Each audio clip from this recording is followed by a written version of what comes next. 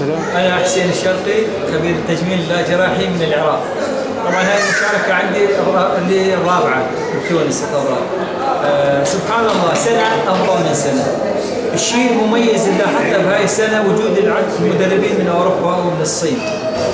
وهاي سابقة، واليوم أنا حكيت بها طبعا قبل شوي حكيت، قلت أنا أتحدى واحد يجمع مهرجان بلد عربي يجمع بين الصين، أمريكا، ألمانيا، تركيا، مصر، تونس والمغرب ولبنان.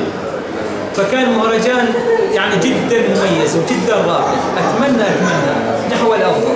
كل سنة طبعا أفضل من الثانية. أنا أتذكر السنة اللي فاتت اللي كانت في أكتوبر، هذا المهرجان أفضل منها بكثير، واحنا دائما ان شاء الله موجودين. وهاي السنه طبعا دخلنا انا والدكتوره ندى من المغرب محاضره بالتجميل اللاجراحي بجهاز الهيدروفيشل، والحمد لله كانوا مستمعين واستفادوا من هاي المعلومه، وحتى طلبوا من عندنا ندخل معاهم بجروب ونشرح لهم شيء تفصيلي وشيء افضل ان شاء الله. ان شاء الله نحو الافضل في تونس الخضراء.